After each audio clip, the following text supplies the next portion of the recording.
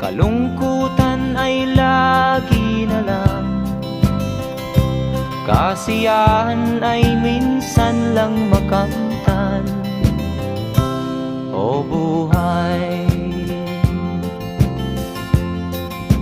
kahit sa mga mayaman ay di lubos ang kanilang kasiyahan.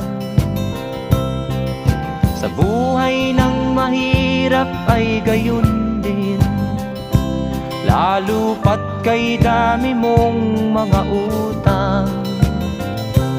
O buhay,